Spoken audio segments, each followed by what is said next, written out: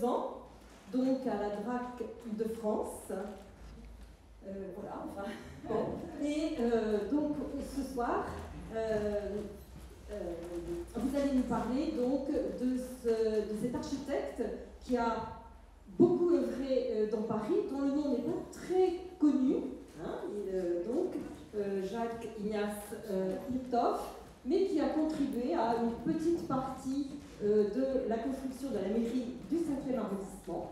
Donc voilà pourquoi nous avons fait appel à elle pour cette présentation aujourd'hui, pas autour du 5e bien évidemment, mais également vous allez nous parler, j'imagine, de ces autres réalisations nombreuses dans Paris.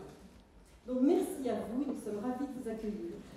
Alors je ne sais pas, Madame Bertou, si vous voulez dire un petit mot. Non, je suis ravie d'accueillir la conservatrice générale. C'est directement là. C'est pas que la mairie, hein. La conservatrice. Ah ben oui, je regarde. Bon, la fondation Merci beaucoup et bonjour à tous et à toutes.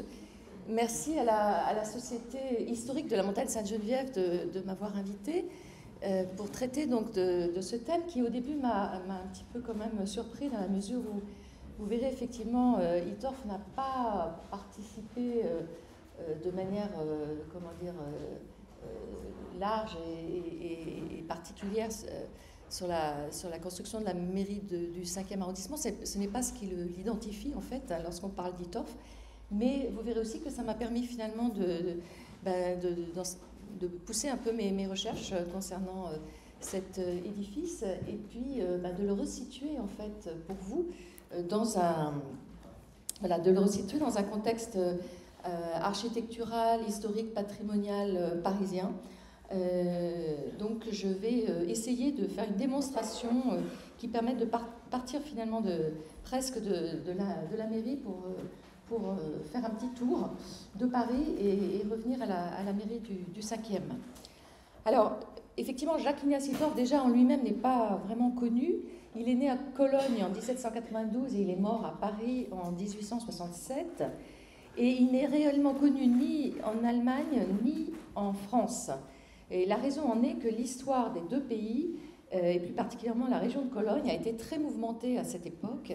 Et en effet, sous le Directoire, c'est-à-dire à l'extrême fin du XVIIIe siècle, le Grand-Duché du Bas-Rhin, où se situe Cologne, devient le département de la Rohre, et ce dernier est rattaché à la France par le traité de Lunéville en 1801, et ce jusqu'en 1814.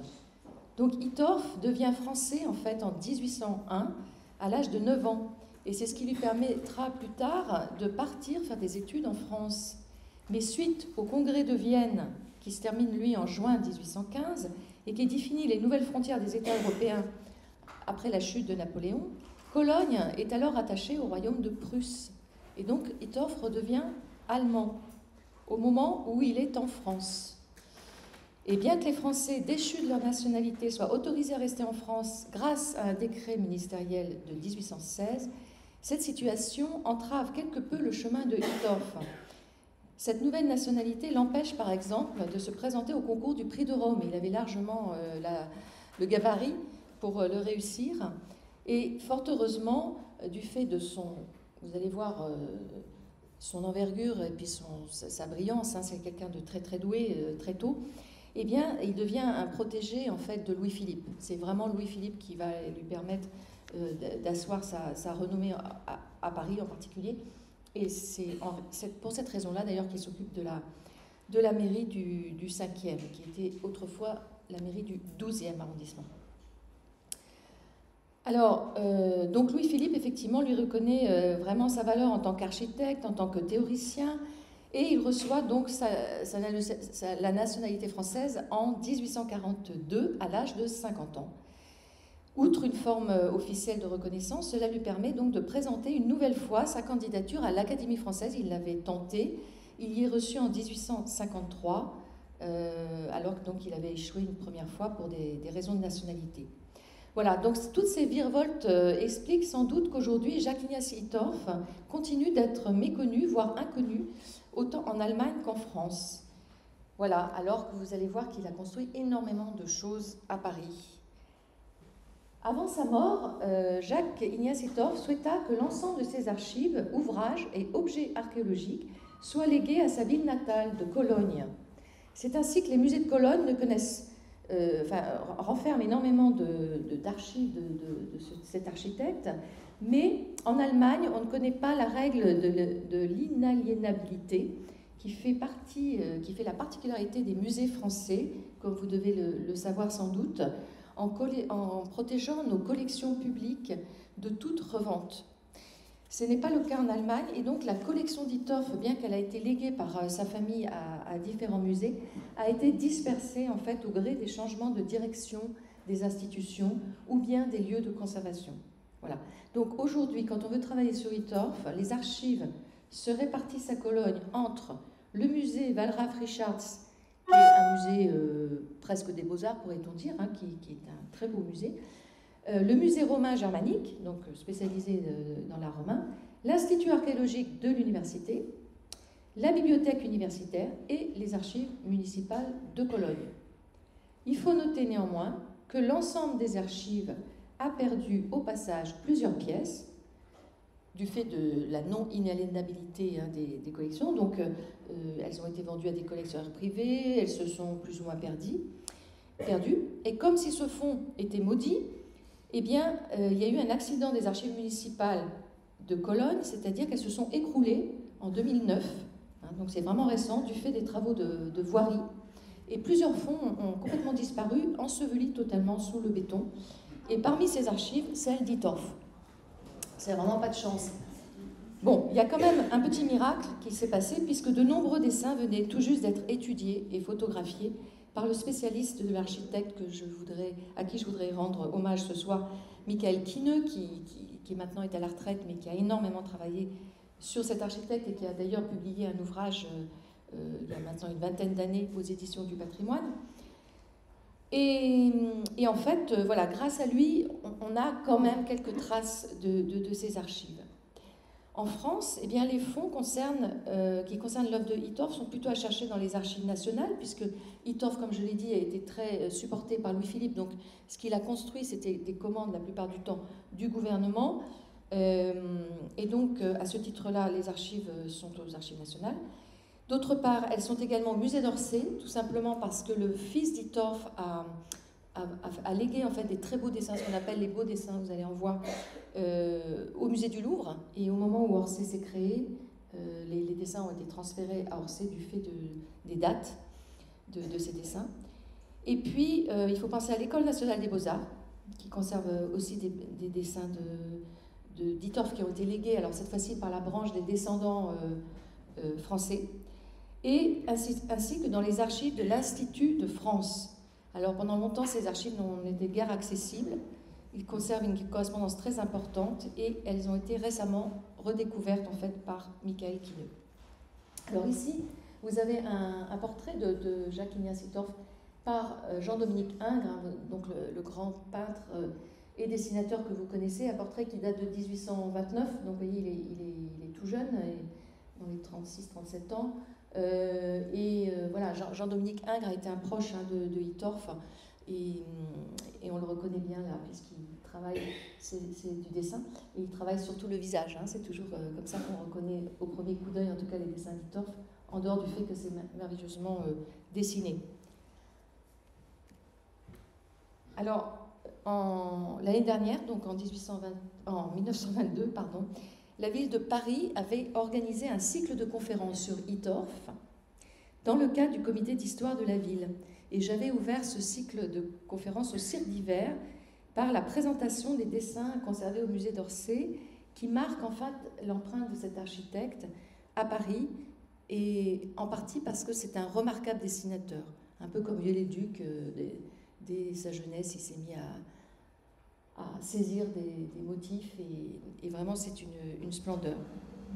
Alors aujourd'hui, la Société historique de la montagne Sainte-Geneviève me demande donc une nouvelle conférence sur cet architecte célèbre en son temps. Alors, la raison, comme je le disais en introduction, c'est que il est intervenu sur la construction de l'actuelle mairie du 5e arrondissement, autrefois située dans le 12e, avant l'extension de Paris en 1860. Alors, pour moi, c'était une raison un peu ténue, comme je vous l'ai dit, parce que la mairie du 5e n'est pas une création de l'architecte Hittorf et qu'elle fit l'objet par la suite d'un remaniement total, comme vous le savez, à partir des années 1920, pour donner le bâtiment que nous connaissons aujourd'hui, absolument extraordinaire. De plus, c'est le seul bâtiment d'Hittorf qui est situé rive gauche, comme si cette commande était un peu un accident. En fait, ce n'est pas tout à fait le seul. Hittorf a également participé à l'extension de la bâtisse des sapeurs-pompiers, dans le couvent des Bernardins. Voilà, aujourd'hui le collège, mais voilà, il a fait cette extension également. Alors, en nous resituant en fait dans le contexte de l'époque, c'est-à-dire autour de 1825 et plus particulièrement à partir de 1830 pour nous, c'est-à-dire l'année d'accession de Louis-Philippe au pouvoir, il convient quand même de rappeler, donc, pour bien contextualiser les choses, les besoins en urbanisme et en architecture de Paris, ainsi que la situation de Hittorf. À l'âge de 30 ans, donc dans les années 1822, ici vous avez un dessin qui est daté de 1823, Hittorf est alors architecte des menus plaisirs, ce qu'on appelle les menus plaisirs, pour le roi Louis XVIII. Sa mission dans les menus plaisirs, c'est d'assurer en fait le décor de tous les événements qui sont liés au pouvoir. Et une exposition a eu lieu à cette occasion, sur ce sujet, en 2011 aux Archives nationales, avec un très beau catalogue que je vous recommande, qui explique justement ces décors éphémères. Ce sont des décors dont on n'a quasiment pas de traces, par définition, mais ça a permis à Hittorf de vraiment s'intégrer en fait au fonctionnement du gouvernement royal, et puis d'être connu, bien évidemment, puisqu'il signait des décors. Alors, de la même manière que ses contemporains, au-delà de l'intérêt porté à Pompéi et des découvertes archéologiques de la fin du XVIIIe siècle, qui sont décisives pour la connaissance de la polychromie antique, les architectes du début du XIXe sont fascinés par l'Antiquité grecque classique. Or, jusqu'à l'indépendance de la Grèce, en 1829, il était impossible aux pensionnaires de la Villa Médicis, qui avaient donc réussi le concours du prix de Rome, il n'aurait été pas possible d'aller en Grèce. Et donc, ils allaient tous, en fait, dans le sud de l'Italie, et particulièrement à Paestum, à Naples, ou bien en Sicile. Et c'est ce qu'a fait Hittorf, de la même manière, bien qu'il n'ait pas passé le concours, comme je vous l'ai dit, mais il s'est aussi offert un voyage, et il a carrément demandé un congé à Louis XVIII. Pendant 18 mois, il est parti en Italie, entre septembre 1822 et février 1824.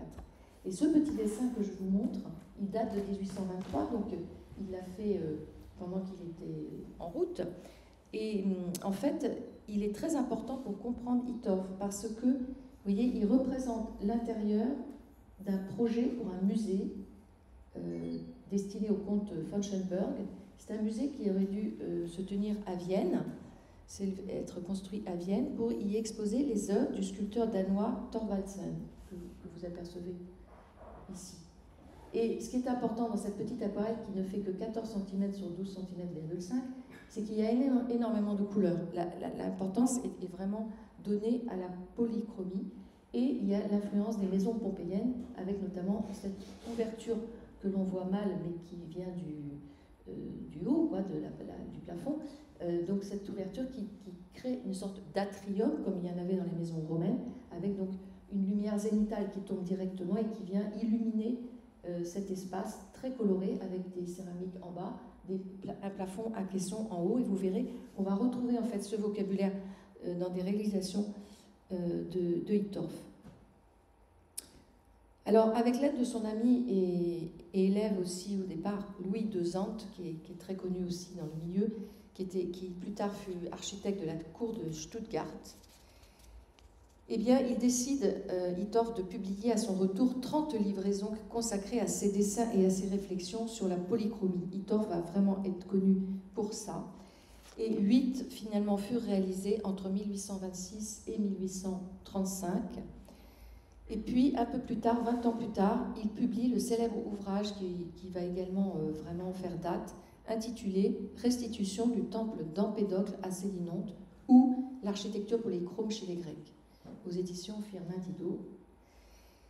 donc, dont vous avez la couverture sous les yeux. En fait, ce sont ces publications qui le rendent célèbre au départ au sein du milieu des architectes, car il ose affirmer contre l'Académie, qui prône la blancheur classique des temples, que toute construction antique était polychrome. Voilà. Donc ça, c'est quelque chose que déjà plusieurs architectes ou artistes savaient, parce que les personnes qui sont passées à Pompéi avaient bien vu dans les fouilles qu'il y avait beaucoup de traces de polychromie, mais c'était quand même compliqué de l'affirmer, c'était compliqué aussi de le dire contre l'Académie. Donc ce qu'a fait Hittorf, il a fait un travail d'érudit tout simplement, il a fait des relevés en Sicile. Donc je vous ai mis par exemple ce dessin qui est une restitution du temple T à Sélinonte. Il a fait des relevés en Sicile, donc c'était aussi un archéologue, il regardait de très près les fouilles, il prenait des mesures, parfois il emmenait avec lui quelques objets aussi, on sait, et surtout il faisait des restitutions. Oui, donc par exemple ici vous avez ce dessin, alors évidemment il n'a pas vu comme ça, hein, mais il l'a restitué, ce qu'on appelle une restitution en archéologie, et il positionne des couleurs qu'il justifie ensuite. Hein, il explique dans son ouvrage pourquoi c'est au fond des métopes, c'est-à-dire la frise que vous avez colorée, là où il y a les sculptures, le fond est rouge, les triglyphes, c'est les 3 petites bandes que vous voyez sur la frise sont bleues, parce qu'il a dû trouver des éléments lui permettant de décrire tout cela. Alors voilà, donc je voulais vous montrer quand même ces 2 dessins pour partir dans les années donc 20 et ensuite les années 50 de ce qui a fait la renommée d'Hittorf. Pourquoi j'ai mis avant 1859? Parce que 1859 c'est la date du salon où Hittorf exposa ses beaux dessins, ce qu'on appelle les beaux dessins, c'est ça. C'est des dessins qui étaient faits pour être vus, pour être mis sur un mur, pour éventuellement recevoir un prix. Et donc Hittorf montre ce dessin comme d'autres d'ailleurs en 1859. Et là, vraiment, il interroge beaucoup les architectes de son époque et il passionne. Et c'est comme ça que petit à petit, il va en venir à Saint-Vincent-de-Paul, dont je parlerai tout à l'heure, qui est une des premières églises à proposer autant de décors polychromes, que ce soit à l'intérieur ou à l'extérieur de l'église, et surtout à l'extérieur, bien sûr. Alors, avant tout cela, c'est-à-dire à l'âge de 19 ans, quand il était tout jeune, Hittorf en fait était rentré dans l'atelier de Charles Percier qui, avec Fontaine, travaillait sur le Louvre, et dans cet atelier il a fait connaissance de François-Joseph Bélanger, un grand architecte également du XIXe siècle, qui recherchait un collaborateur pour la reconstruction de la Halle au Blé, aujourd'hui Bourse du Commerce, en 1806-1807.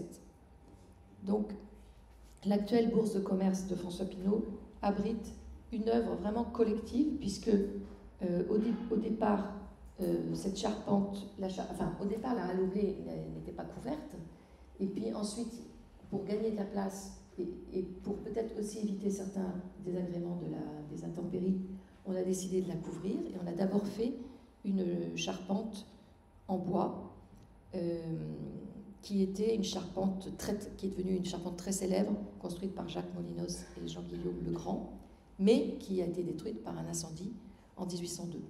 Et donc, à partir de cette date-là, s'est ouvert un concours et Bélanger a été choisi pour reconstruire la charpente, mais en fer. Hittorf donc l'a accompagné, et d'après les dernières recherches de Michael Quilleux, en particulier grâce aux archives de l'Institut de France, il apparaît que Hittorf n'a pas seulement collaboré dans la construction, mais qu'il a collaboré dans la conception de cette charpente en fer, et vous verrez pourquoi j'insiste sur ça.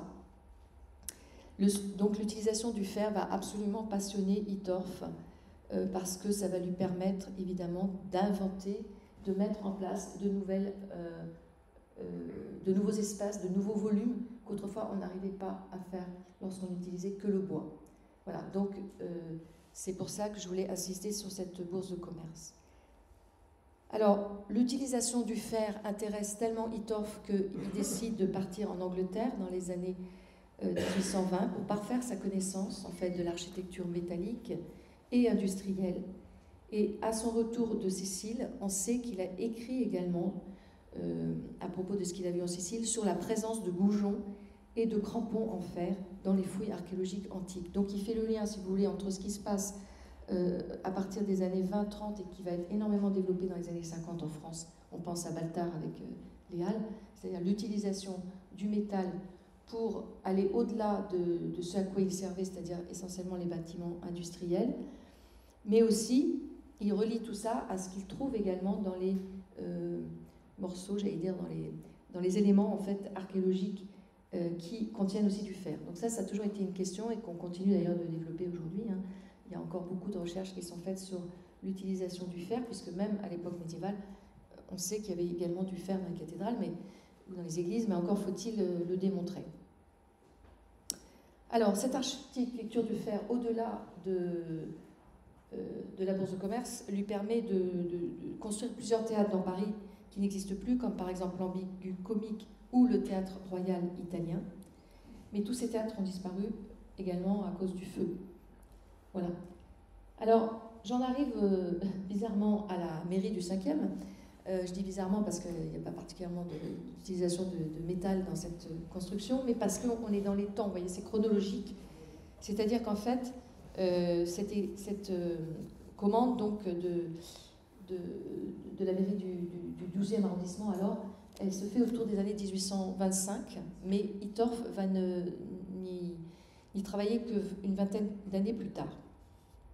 Alors, les archives nationales nous renseignent très bien sur la mise en œuvre de la place du Panthéon après la construction de l'église Sainte-Geneviève par Soufflot. Et avant que celle-ci soit terminée, il est envisagé d'édifier 2 bâtiments de part et d'autre du péristyle du Panthéon, formant écrin face à l'entrée de l'église, l'un situé à gauche en tournant le dos de l'église qui sera la faculté, enfin qui pourrait être la faculté de théologie, et l'autre à droite qui serait la faculté de droit. Alors, dans les archives des bâtiments civils, qui sont aux archives nationales, hein, que je suis allée consulter grâce à votre demande, c'était intéressant. Ici, vous avez sous les yeux un dessin de 1833, signé d'un ingénieur des ponts et chaussées, voilà, qui travaille avec l'architecte Voyer sur l'aménagement justement de la place du Panthéon. Et ça met des années, c'est très long parce qu'il y a des expropriations à entreprendre, il faut réfléchir sur qu'est-ce qu'on veut exactement. Et puis, tout le pourtour du Panthéon n'est pas encore terminé, donc il y a des histoires aussi de clôture, de grilles, etc. Toutes les archives mentionnent extrêmement bien tout cela, mais il est mentionné aussi dans les archives ceci. La ville de Paris bâtira la mairie du 12e arrondissement sur le terrain formant l'angle de la rue Soufflot et de la place du Panthéon et comprendra dans cette construction une façade symétrique avec celle de l'école de droit. Voilà, donc c'est très clair dès le départ, il faut que ça soit une façade, un pendant en fait de l'école de droit. Vous voyez, donc déjà ça contraint beaucoup évidemment la création d'un architecte. Et à ce titre, l'État cédera à la ville des terrains, donc il y a énormément d'archives sur le sujet, par compensation. Et les courriers, donc en tout cas ceux que j'ai vus, sont signés du ministre de l'Intérieur et sont adressés au préfet. Alors, les archives de Hittorf, du fond de Cologne, sont également importantes concernant la mairie du 5e. Parce que dans les archives nationales, vous voyez, ce qu'on trouve essentiellement, c'est ça, c'est des plans qui sont des plans qui ont été vus par les bâtiments civils, qui étaient l'organe qui vérifiait que les propositions de construction se fassent dans les règles de l'art, c'est-à-dire dans la loi qui existe, et puis dans les règles par rapport aux réglementations urbanistiques. Donc là, par exemple, c'est un plan de 1838, vous voyez, qui n'est pas très différent du précédent, mais qui provient des bâtiments civils. Et puis ici, vous n'avez pas, c'est un plan sans date, mais vous avez un plan qui nous montre, qui est sans date, mais qui nous montre comment, ici, vous voyez, c'est pas du tout dessiné. Là, on ne sait pas trop ce qui va se passer derrière. Ici, il y a simplement la petite partie concave qui rappelle donc la faculté de droit en face. Mais voilà, on n'a pas tellement d'autres renseignements, si vous voulez. Et puis là, par contre, c'est un plan largement postérieur, 1860, qui vous montre, une fois que c'est terminé, ce qui se passe. Et puis, je vous ai mis quand même aussi ceci, c'est moyennement intéressant, mais quand même, pour vous montrer qu'en fait, la difficulté, en fait, c'était qu'il fallait exproprier des maisons, enfin, particulièrement une maison, rue des Fossés Saint-Jacques. Donc là, c'est pas toujours facile d'être exproprié, donc il y a énormément d'archives aussi sur la question, savoir voilà, qu'est-ce qu'on exproprie exactement, comment, quelles compensations, etc., etc. Donc c'est surtout ça, en fait, qu'on trouve dans les archives nationales.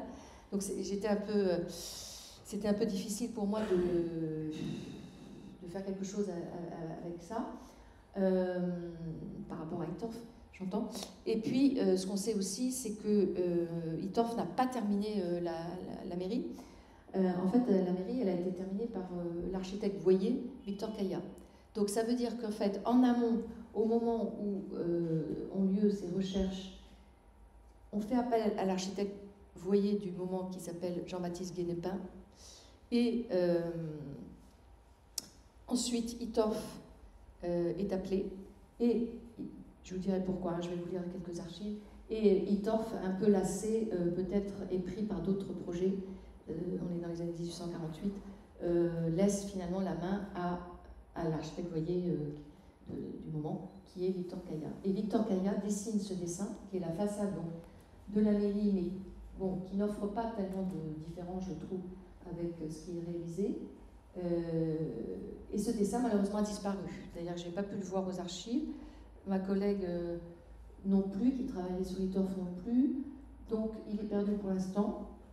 Peut-être pas pour toujours, et heureusement, il avait été publié dans un article de Laurence Leloup, Mémoire de la Fédération des sociétés historiques et archéologiques de Paris-Île-de-France, en 83.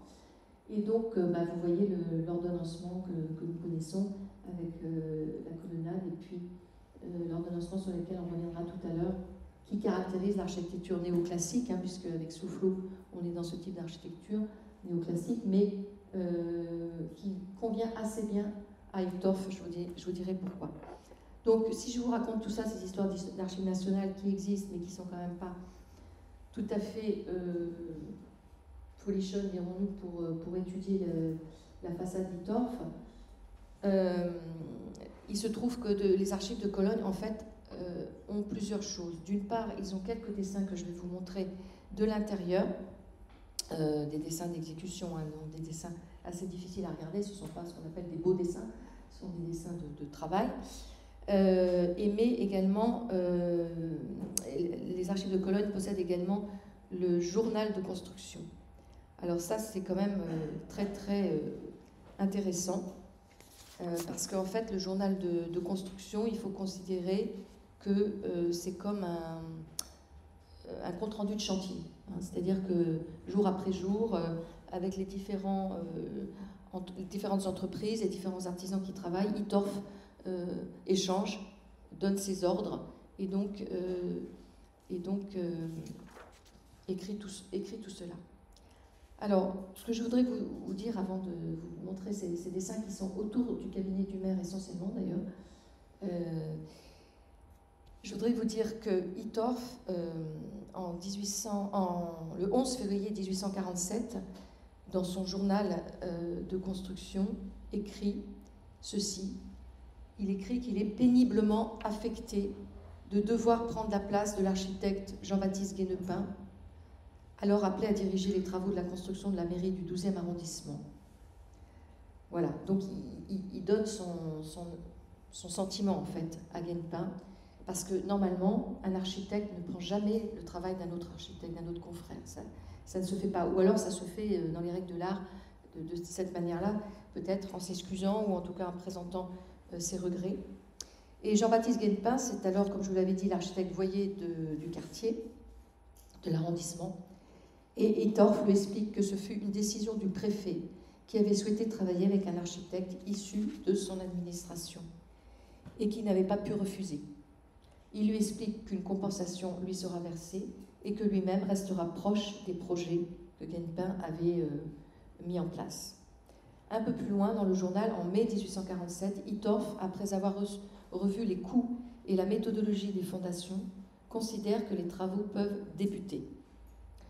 Au cours des mois de chantier, ITORF échange donc avec les chefs de projet, les responsables de chantier, et ne cache pas l'ingratitude, je reprends son terme, que représente ce travail pour un architecte obligé de reprendre des travaux commencés et de suivre une directive qui est celle de construire une façade à l'identique de celle construite pour la faculté de droit en 1771-1774 par Soufflot.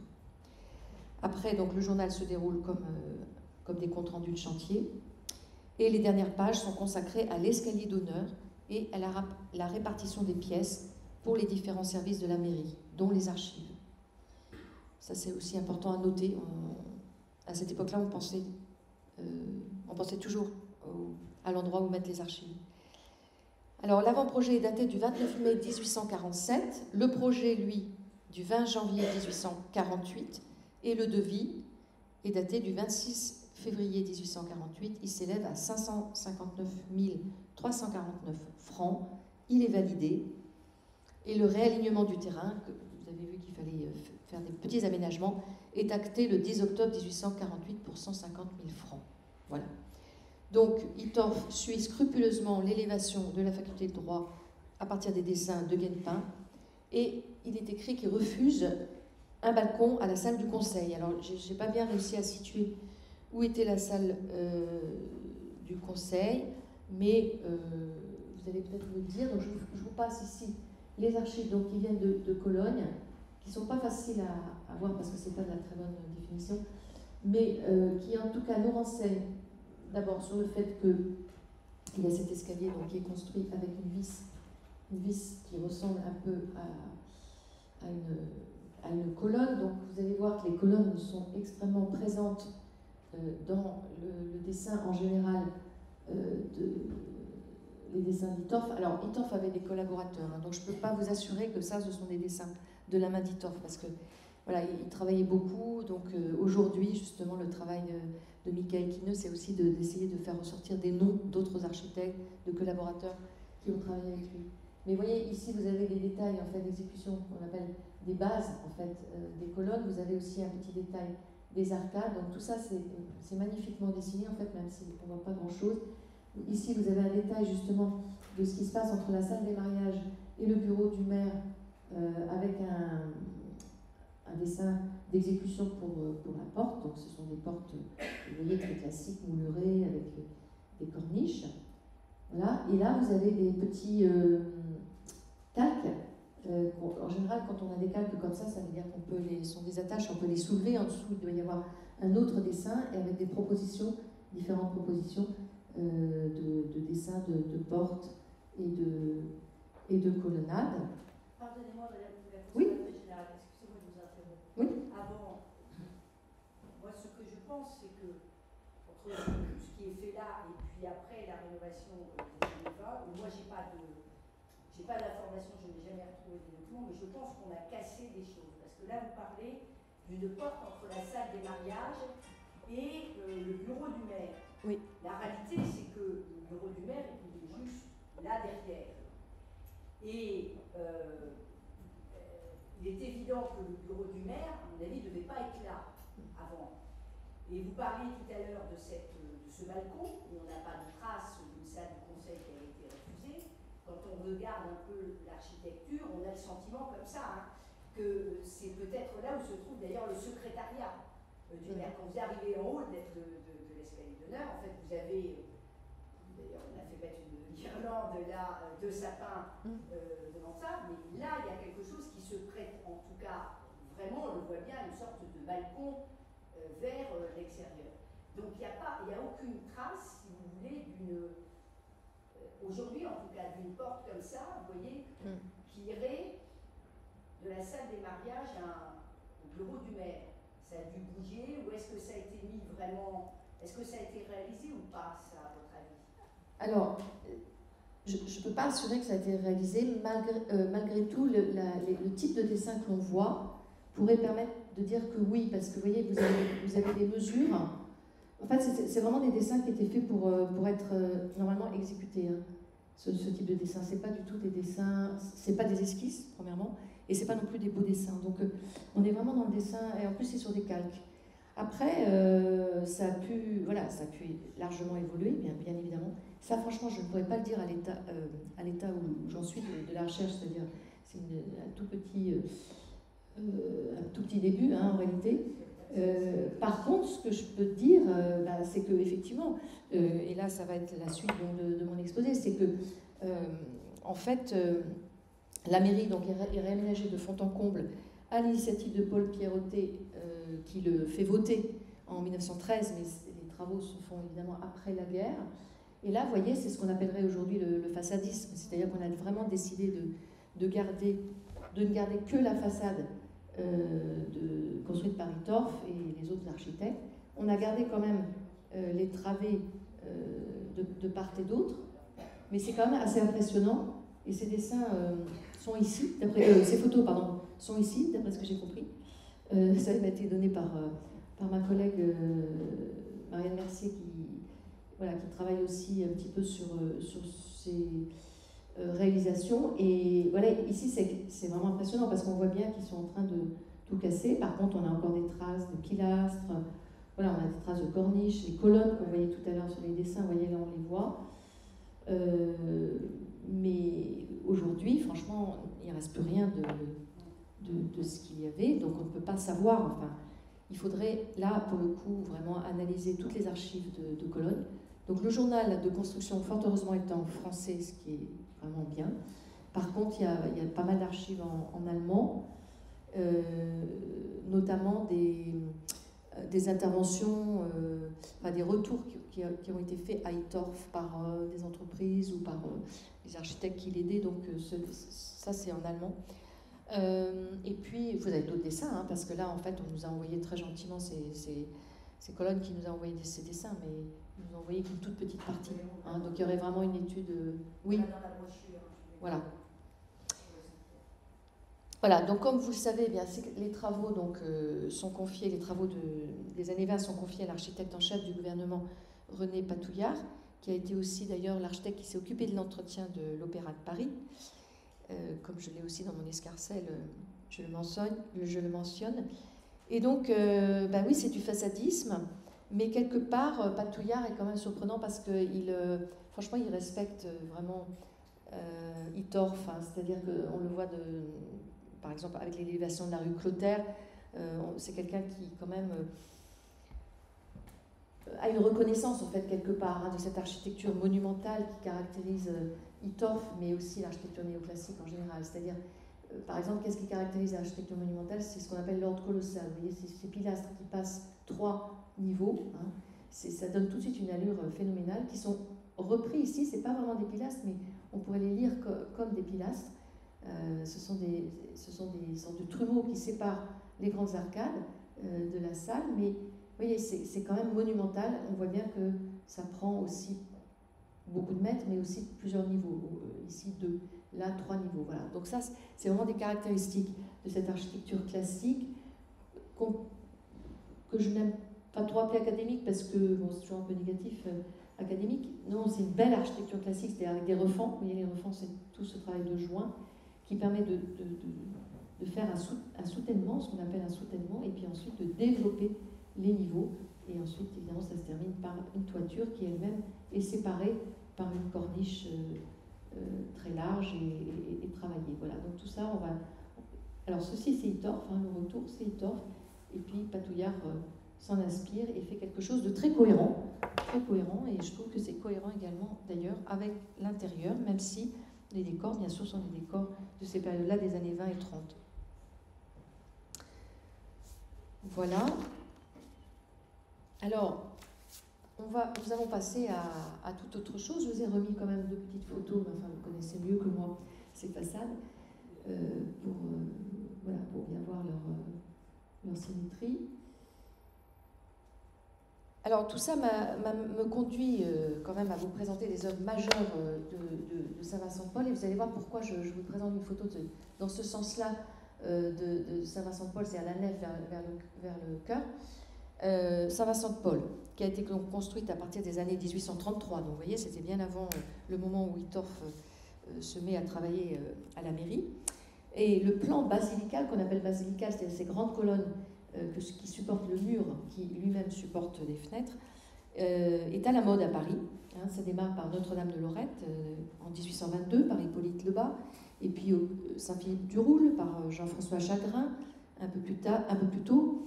Et voilà, donc ce goût pour le plan basilical qui reprend en fait le plan de la basilique qui était autrefois un édifice de justice, émane directement donc de l'intérêt des architectes pour la Grèce antique qu'ils découvrent à travers leur voyage en Italie et en Sicile. Et l'église déploie un programme pictural tout le long des murs de la nef par Hippolyte Flandrin, tout à fait exceptionnel, mais surtout Hittorf développe à l'extérieur de l'église, de manière extrêmement osée, un programme iconographique polychrome sur de la lave, en fait, des panneaux de lave émaillés, donc extrêmement colorés, qui représentent des scènes de la Bible. Et évidemment, tout cela a choqué. Ces panneaux de lave ont été réalisés par Pierre-Jules Jolivet. Ils ont fait scandale, ils ont été retirés. Et finalement, ils sont mis depuis très peu de temps. Ils ont été retrouvés dans les dépôts lapidaires de la ville de Paris. Et c'est vrai que très tôt, avec cette église, Hittorf témoigne de la notion d'art total. Hein, c'est-à-dire que c'est l'architecte qui construit, mais qui envisage aussi le décor intérieur. Là, je vous parle des décors peints, mais enfin, on pourrait parler des portes, on pourrait parler du mobilier. Alors, là, je fais quelque chose d'un peu osé, mais vous verrez que c'est pas complètement dénué non plus d'intérêt. Vous voyez, quand on regarde la nef de Saint-Vincent de Paul, qu'on regarde la salle des fêtes, il y a quand même quelque chose qui est repris. Hein. Je pense que Patouillard a réfléchi à ça aussi, parce que, évidemment, quand vous voyez ces colonnes presque sans chapiteaux, on pense tout de suite aux années 20, il n'y a pas de souci. Hein. Mais ce que je veux dire, c'est qu'on pense aussi à l'art monumental, à l'art colossal des basiliques, hein, qui montent très haut. Bon, après, c'est autre chose, une autre écriture de la voûte. Et puis, il y a quand même cette direction vers une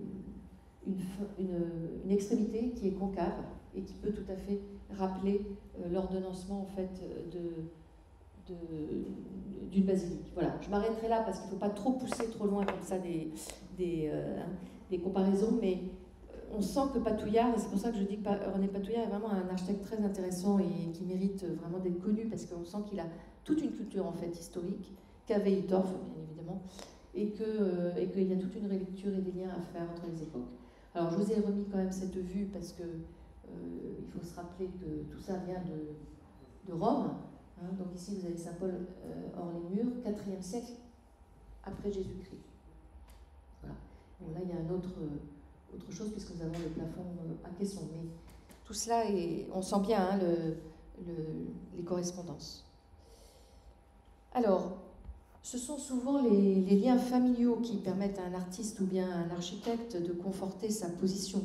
Et c'est le cas de Hittorf qui a épousé la fille de l'architecte Jean-Baptiste Lepère que vous avez sous les yeux et qui a été également représenté par Jean-Dominique Ingres. Et ce dernier avait participé à l'expédition d'Égypte organisée par le général Bonaparte entre 1798 et 1801. Et c'était un artiste peintre qui faisait partie néanmoins de l'équipe scientifique de la campagne. Le père, lui, il est connu comme architecte de la Malmaison, c'est aussi l'architecte du château de Saint-Cloud, ou bien encore du palais du roi de Rome à Rambouillet, donc quelqu'un de très célèbre. Et il revient en fait de l'expédition d'Égypte avec un dessin qui représente cette restitution du temple de Dendera. Le dessin en question, en fait, il a été coloré ensuite par Hittorf. Et ça, c'est quelque chose dont nous avons la preuve depuis simplement moins de 5 ans, ou 6 ans, je ne sais plus, grâce toujours à Michael Quineux qui continue à œuvrer dans la correspondance d'Hittorf, parce qu'on se doutait que Hittorf avait dû reprendre un dessin de son beau-père. Pourquoi dessiner le temple de Dendera de la part d'Hittorf? Il n'y est pas allé en Égypte. Donc on pensait qu'il avait repris un dessin de son beau-père, mais qu'il avait repris entièrement. En fait, non. Michael Quineux a retrouvé un texte, une correspondance de Hittorf qui écrit qu'il a repris un dessin fait par son beau-père au crayon, quoi, et qu'il l'a aquarellé. Voilà.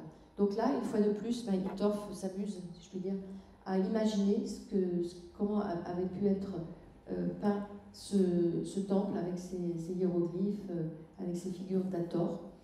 Et c'est un des dessins les plus connus aussi de Hittorf, qui est également conservé au musée d'Orsay, qui a été présenté au salon de 1859 et qui a été légué donc par le fils d'Hittorf au musée du Louvre. Et c'est dans son testament, c'est un codice du testament en fait qui nous permet de connaître cette histoire de ce dessin. L'histoire de ce dessin, voilà. Alors, dans le cadre des travaux qui se sont faits autour de la Concorde et des Champs-Élysées, dont il a été le chef d'orchestre, Hittorf est connu pour cela, pour avoir vraiment travaillé à l'urbanisme parisien autour des Champs-Élysées, eh bien, Hittorf a une commande qui est celui de créer un cirque d'été. Alors, Hittorf est le premier architecte de France à tenter de trouver des solutions pour offrir une salle de spectacle agréable aux spectateurs, malgré la complexité du bâtiment. Parce que, petit à petit, le cirque devient circulaire. Au départ, le cirque n'était pas circulaire, il était plutôt ovale. Et petit à petit, il devient circulaire pour les besoins, en fait, des spectacles équestres. Et le couvrement ne doit pas générer, ou peut générer de colonnes, parce que les colonnes, évidemment, obstruent la vue. Voilà, donc il y a un vrai défi. Et en 1840, le directeur des salles de spectacle du moment, Louis Dejean, obtient l'autorisation de faire construire un cirque dans un terrain situé aux Champs-Élysées pour des représentations équestres, un cirque situé au bout du carré Marigny. Donc c'est Hittorf qui en est l'architecte, et il donne avec ce cirque, qui est daté de 1843, donc on est encore un peu avant la mairie du 5e, il donne à ce cirque un plan centré qui sera permanent. C'est-à-dire dorénavant, le cirque se fera dans un espace circulaire centré. Et ainsi, les visiteurs obtiennent une visibilité optimale parce que Hittorf utilise des colonnes de fonte au gabarit très fin. Et c'est là que entre en ligne ce que je vous ai dit sur l'architecture métallique et l'intérêt d'Hittorf pour elle, parce qu'en fait, Hittorf dessine en fait une charpente en métal qui permet donc de positionner très peu de colonnes en fonte et donc d'ouvrir la visibilité. La seule chose, c'est que ça coûte cher, et donc pour des raisons de coût, en fait, la charpente sera quand même faite en bois. Voilà, donc voilà, c'est un peu un compromis. Alors ce cirque d'été, en fait, il est appelé cirque d'été qu'à partir de 1870, mais à sa construction, il est appelé le cirque de l'impératrice. Non, pas tout de suite, puisqu'on est en 43. Ça ne peut pas être possible. Ça. Il est appelé le cirque national, de Paris. Ensuite, sous le Second Empire, il est appelé le cirque de l'impératrice. Et puis, à partir de 1870, sous la Troisième République, il est appelé le cirque d'été. Mais il est malheureusement détruit en 1900. Ouais. Voilà, donc ce qui est important ici, c'est de voir comment Hittorf, en deux parties, arrive à construire une charpente, donc de bois, mais qui va reposer sur des piliers. Alors, on n'a pas de vue de l'intérieur, malheureusement. Qui va reposer sur des piliers permettant donc d'élargir l'espace central et de permettre aux gens de voir le spectacle. Il y a la lumière va entrer, voyez, par cet espace situé donc entre les deux toitures, et puis il y a un petit lanterneau central qui éclaire l'espace central. Mais c'est traité quand même de manière très classique, puisque vous avez cette entrée avec des colonnes, un fronton, un entablement, et en dessous, vous voyez, des décors, on devine des décors, là, un peu comme des métopes, mais qui sont à l'intérieur. On est en 43. Voilà, il y a encore un décor un vocabulaire extrêmement classique, mais avec une forme déjà moderne. On est en 43 et donc il essaye en fait, quelque part de reproduire ce qu'il avait vu à la Bourse de commerce. Alors en 1852, donc une dizaine d'années plus tard, Hittorf est de nouveau appelé par 2 gens pour édifier cette fois-ci un cirque d'hiver, donc que vous connaissez, qui est rue des Filles du Calvaire.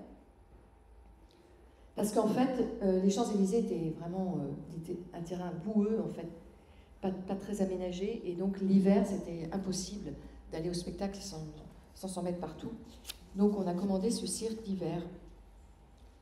Et ici, l'architecte donc emploie également, bien sûr, un plan centré, mais avec peut-être une forme un peu plus polygonale, et il se réfère surtout très directement à l'art grec, et plus particulièrement au Parthénon, puisqu'il reprend en fait la frise des Panathénées, ici, tout le long, directement issu donc du Parthénon.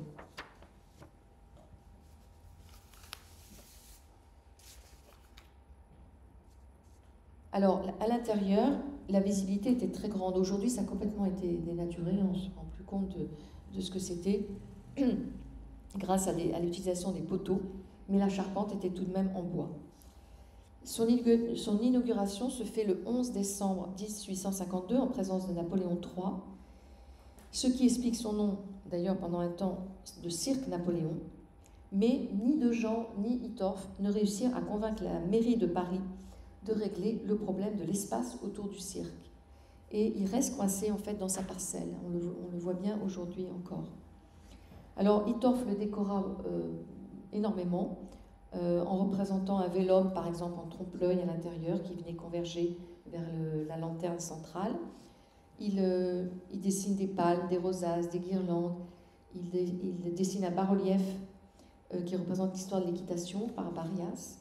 Et puis, à l'extérieur, il positionne, vous voyez, des groupes sculptés, relativement classiques aussi. Hein, il y en a un qui est de James Pradier, qui représente une Amazone, et l'autre, un guerrier par Francisque Duret. Alors, cet édifice, qui est le seul en fait édifice, comment on pourrait dire, de spectacle en fait, qui nous reste d'Hittorf, alors qu'il a construit vraiment beaucoup de choses dans le domaine des spectacles, c'est vraiment c'est cet édifice qui aujourd'hui est représentatif de l'architecture dérivée des études sur la polychromie de l'architecte. Sans vouloir pasticher le temple, vous voyez, Hittorf a mis beaucoup de couleurs qui lui donnent une fraîcheur, une gaieté, en relation avec la fonction du bâtiment, puisque c'est un édifice de fête, de spectacle. Donc les colonnes à l'intérieur étaient jaune ocre, tandis que les motifs de l'entablement et de la frise haute se profilaient sur du rouge. Donc ici, on a également une frise en partie supérieure, donc le fond de la frise a été également restauré, bon, il y a au moins une quinzaine d'années, hein, je pense. On a fait des études stratigraphiques et on a repris le rouge qu'on savait être au fond de cette frise. Et en haut, vous avez une acrotère, par contre, c'est-à-dire une protection en fait, de la toiture qui est en fonte. Et vous voyez, vous avez les colonnes cannelées ici qui viennent scander en fait chaque pan polygonal du cirque. Et puis à l'intérieur, on dit qu'il y avait des étoiles jaunes sur fond bleu qui ornaient les croisées. Il y avait du marbre vert avec des lettres dorées qui couraient sur le pourtour. Des colonnes jaunes de Sienne. Voilà, ça devait être très très beau à l'intérieur, très joyeux. Alors, évidemment, je vous ai déjà parlé un tout petit peu de la place de la Concorde des Champs-Élysées, c'est vraiment ce qui fait aussi la renommée d'Hittorf, c'est cet aménagement de la place de la Concorde.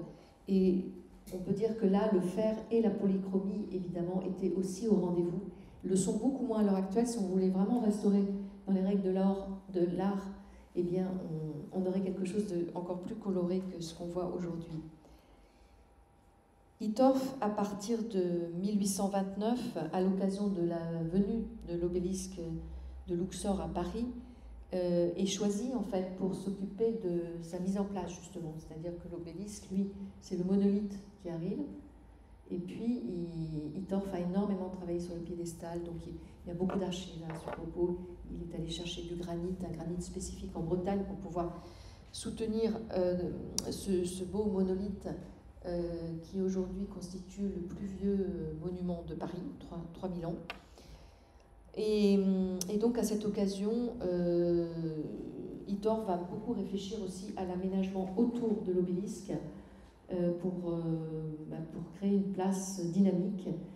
Et comme vous le savez, donc cet obélisque est arrivé là comme cadeau de Mehmet Ali, le vice-roi d'Égypte, à la France, pour remercier la France et Champollion de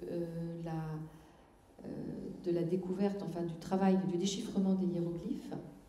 Et c'est sous Charles X que Champollion prend la décision, en fait, choisit l'obélisque de Luxor. Au départ, il avait choisi les 2 obélisques, d'ailleurs, du temple de Luxor, et qui fait la proposition en 1822 de l'emmener en France. Mais le voyage va être extrêmement long et délicat, et donc finalement, l'obélisque n'arrive que dans les années en 1936, enfin il est érigé qu'en 1936. Mais en fait, le travail de Hittorf ici, ça va être d'essayer de faire oublier l'histoire tragique de cette place, qui était appelée la place de la Révolution, qu'on a voulu après appeler la place Louis XVI, et qui finalement va prendre le titre de place de la Concorde, qu'elle avait déjà eu à l'extrême fin du XVIIIe siècle. Donc à partir de 1829, c'est la place de la Concorde. Donc il conçoit le piédestal, comme je vous l'ai dit, et tout cela se fait avec l'ingénieur Hippolyte Lebas, qu'il faut quand même que je cite, puisque c'est vraiment l'ingénieur qui a fait faire ce voyage à l'obélisque de Luxor à Paris, qui a été vraiment une aventure. Et puis, il modèle, donc, Hittorf, il modèle aussi le reste, c'est-à-dire il installe notamment des colonnes, qu'on appelle les colonnes rostrales, vous voyez, avec ces formes de trous de navires, qui font sa renommée parce qu'il travaille énormément la colonne. Bon, d'abord, elle est extrêmement bien dessinée, et elle est également polychrome, et elle permet d'éclairer la Concorde, la place. Donc tout ça, c'est complètement novateur. Le soir, ça devait être extrêmement beau, avec cette lumière un peu jaune, la lumière au gaz jaune. Et vous voyez, ici, c'était du faux marbre, travaillé avec des couleurs, certainement beaucoup de rouge, qu'on ne voit pas beaucoup ici, qu'on ne voit plus, mais bon, il y avait du vert, qu'on voit quand même un petit peu. Voilà, donc tout cela était vraiment chatoyant, et il en a donc positionné plusieurs tout au long de la place, mais il a également positionné des fontaines qui sont en cours de restauration là, en ce moment. Fontaines en fonte de fer, bon, qui posent des problèmes, parce que l'eau calcaire de Paris fait que ça s'abîme très vite. Mais voilà, c'est quand même une place assez extraordinaire, et c'est surtout une conception urbanistique. Donc on peut dire que Hittorf, en plus d'avoir été un archéologue, un architecte, un érudit, a certainement fait partie de ces premiers architectes urbanistes qui réfléchissent en fait au... Je ne sais pas si j'ai une photo... Voilà, là j'ai un tableau de Gélin ou Gesselin, je ne sais pas comment on dit, qui vous montre la place de la Concorde vue du bord de l'eau, 1846. Donc son travail, c'était quand même de faire en sorte que ce qu'il créait sur la place soit à l'échelle des merveilleux bâtiments de Gabriel et de la rue Royale, de ce côté-là. Et puis de l'autre côté, il y avait l'Assemblée nationale, avec un pont qui n'était pas très bien mis en valeur et qui l'a aussi retravaillé. Voilà. Alors, sa dernière grande œuvre, eh bien, c'est la gare du Nord, conçue entre 1859 et 66, donc bien après la mairie du 5e, avec l'aide de son fils, très probablement, enfin c'est son fils probablement qui l'a terminé, et puis aussi d'un autre architecte qui apparaît dans les archives, Henry Richardson. Alors, vous voyez, aujourd'hui, elle est complètement immaculée, cette gare, elle est magnifique, vous retrouvez l'ordre colossal, vraiment c'est une particularité d'Hittorf, mais aussitôt au-dessus des chapiteaux, qui sont ioniques, vous avez un morceau d'entablement, ce qu'on appelle l'entablement, c'est-à-dire la corniche avec l'architrave, et tout ça, c'est comme un morceau, si vous voulez, un morceau de travail, d'exécution d'un architecte de l'école des Beaux-Arts. À l'école des Beaux-Arts, quand vous regardez les dessins des architectes qui passent par le prix de Rome ou qui préparent le prix de Rome, vous avez souvent ces travaux-là. On travaille tout ça, on regarde les temples grecs et puis après on travaille toute cette zone. Donc c'est assez émouvant comme dessin parce que voilà, c'est une synthèse en fait de tout le savoir de l'architecture antique d'Hittorf, sauf que c'est une gare, hein, donc il fallait quand même faire une grande arche avec des verrières pour le hall. Voilà, donc, mais ça ne choque pas, au contraire, enfin, c'est tout à fait ordonnancé, c'est tout à fait cohérent. Par contre, ce qui surprend, et ce qui surprend les historiens de l'architecture, c'est que ça soit tout blanc. C'est vraiment étonnant.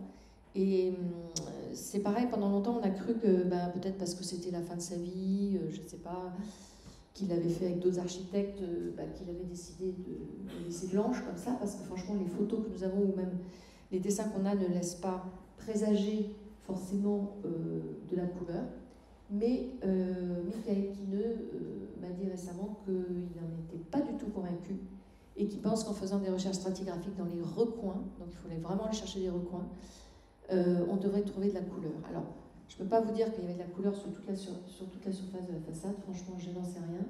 Mais il y avait peut-être des rehauts de couleurs, ce qu'on appelle des rehauts. Donc, les rehauts, on les met en général sur ce qui est saillant, donc par exemple les chapiteaux.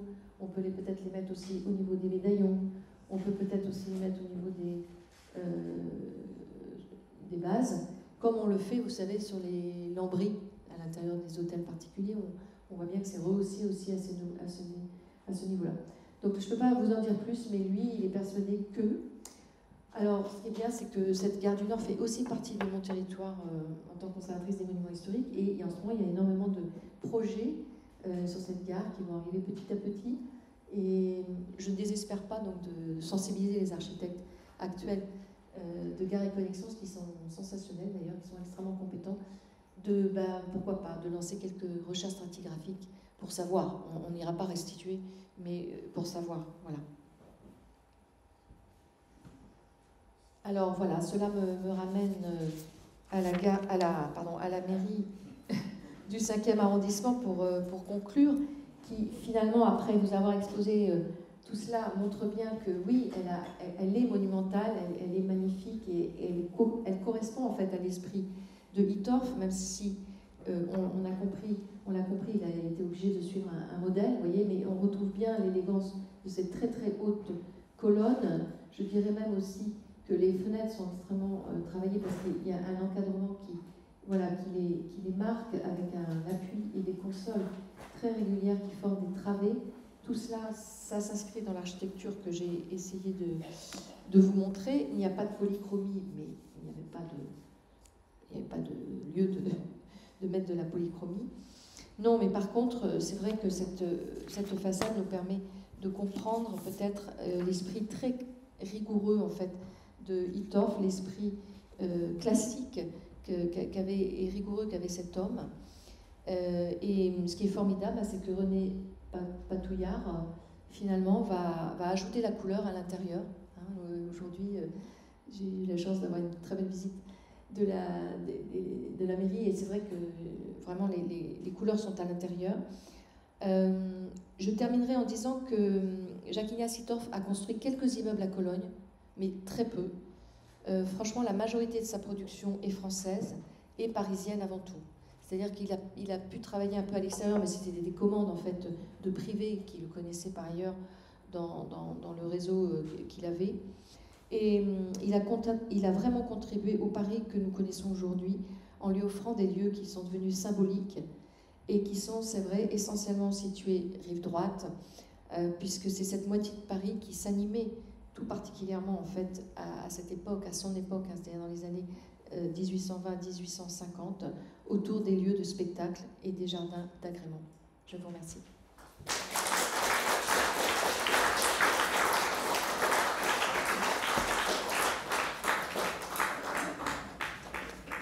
Je peux vous poser une question?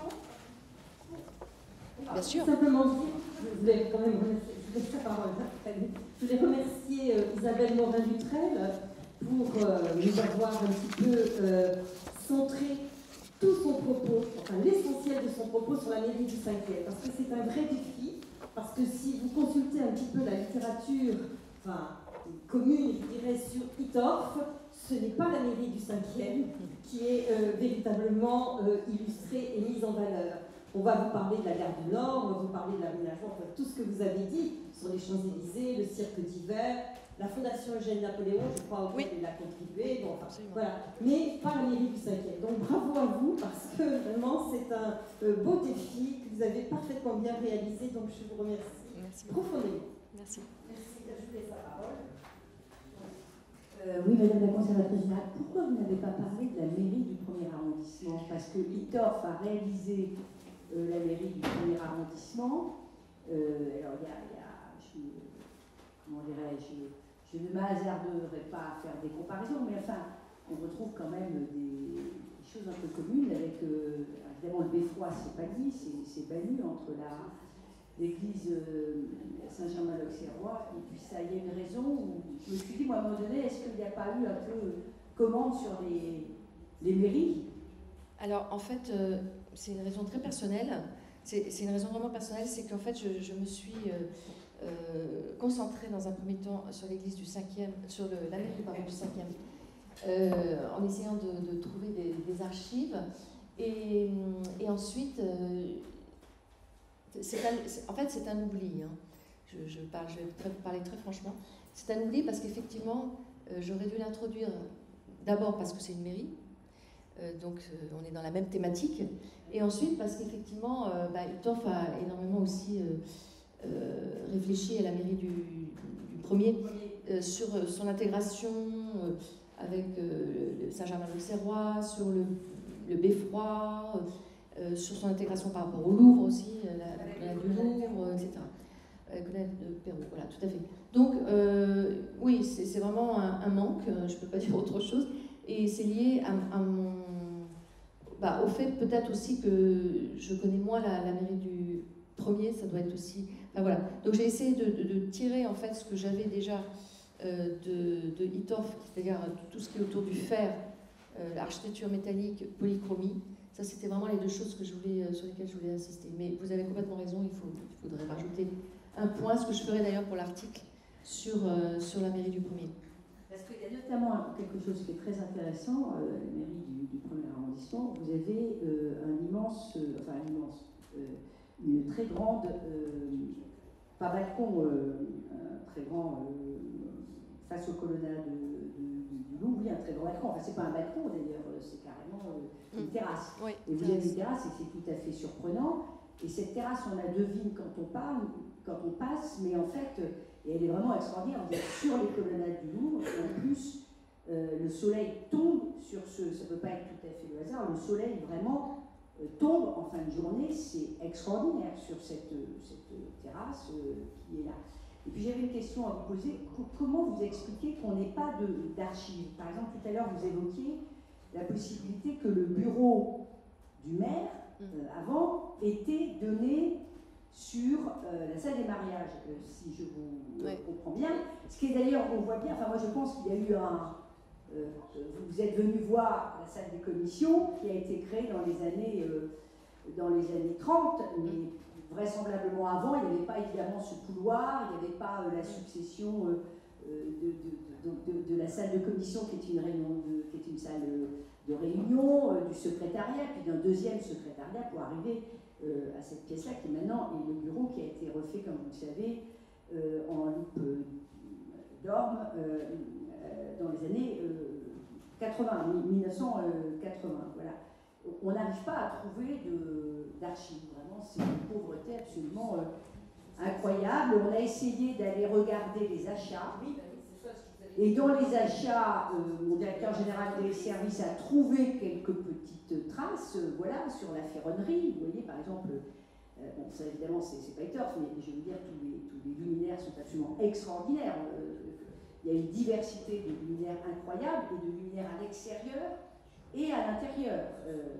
Rien que les luminaires, ça nécessiterait une étude. Et on n'arrive pas à trouver vraiment des informations. Et la brochure que je vous ai donnée, c'est vraiment, vous voyez, des recherches un peu... Bon, c'est tout ce que nous avons trouvé, et nous avons trouvé rien de plus. Alors, ça, parce que normalement, il y a des artisans qui ont été commandités pour réaliser tout ce travail en ça peut être la ferronnerie, on cycle la ferronnerie. Voilà. On cycle la ferronnerie, on cycle la statuaire. voyez, Tout à même fait. la statuaire, vous avez une des 14 statues de la bande Schlegel, là, qui a travaillé là-dessus, qui a disparu, on ne sait même pas où elle est. On ne sait même pas quand, on ne sait même pas pourquoi. Vous voyez, après l'exposition de 1925. C'est assez étonnant. Alors, bon, ça dépend des dates hein, des parties dont vous parlez, mais ce que je voudrais dire, c'est qu'aux archives départementales, il y a vraiment 3 fois rien.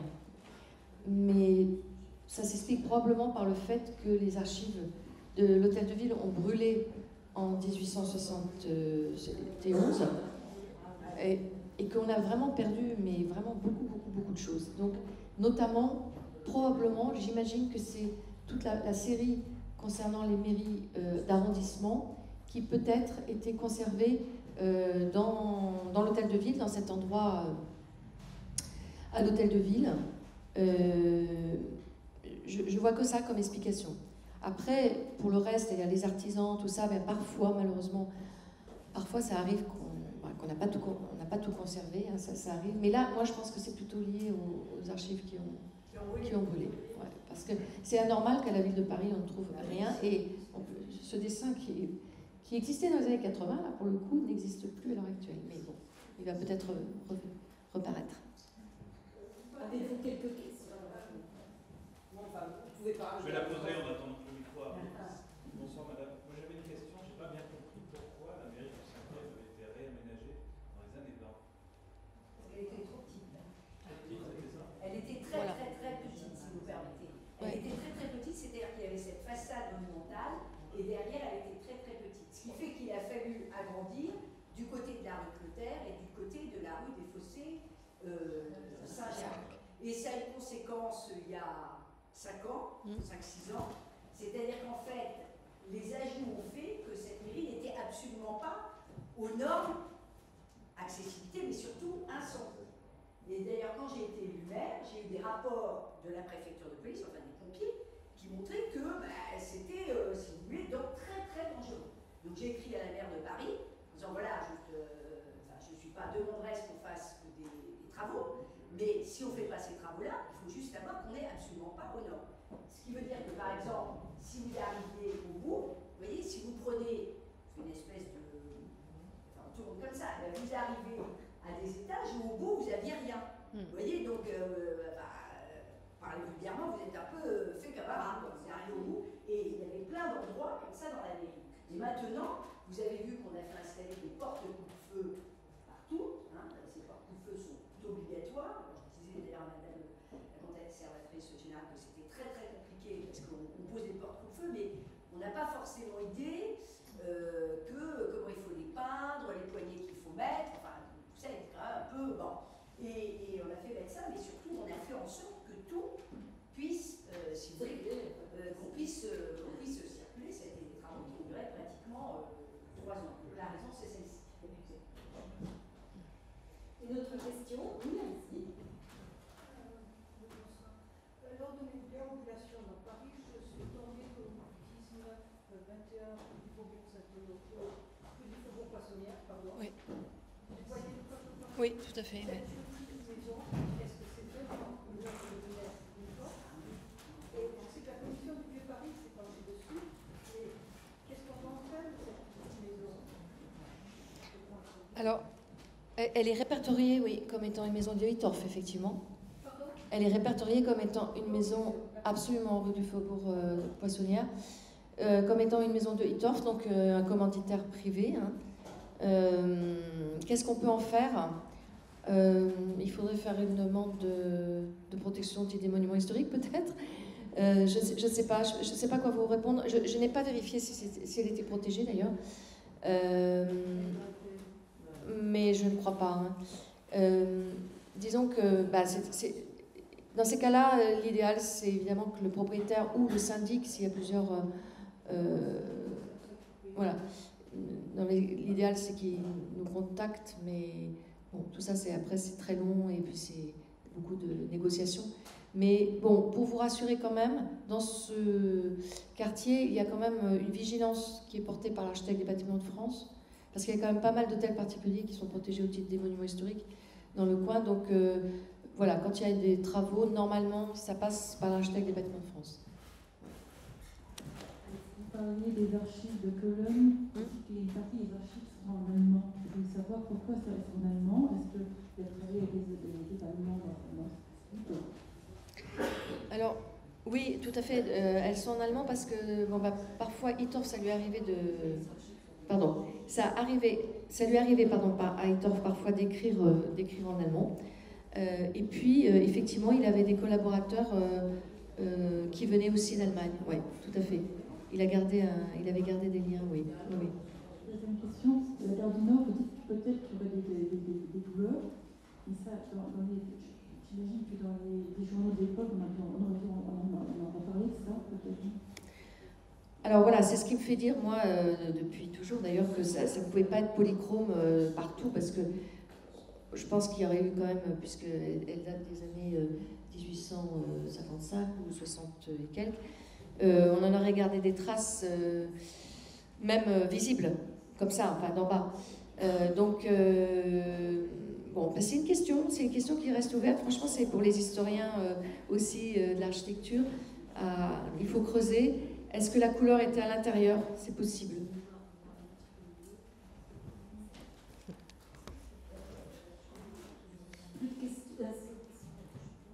Bonjour, merci pour la conférence. Est-ce qu'il y a eu des relations entre Haussmann et Hittorf? Alors, l'histoire, comment on pourrait dire, sociale de Hittorf est assez particulière parce que c'est vrai que ça a été le poulain le protégé de Louis-Philippe. Et puis ensuite, quand est arrivé le Second Empire, eh ben, Hittorf a continué à exister, a continué à être bien vu, mais il était plus bien vu par Napoléon III que par Haussmann, en fait. Voilà. Donc les rapports à Haussmann-Hittorf, c'était pas facile. C'était pas facile. D'autres questions? Donc je crois que nous pouvons maintenant remercier Isabelle Morand-Vitray pour cette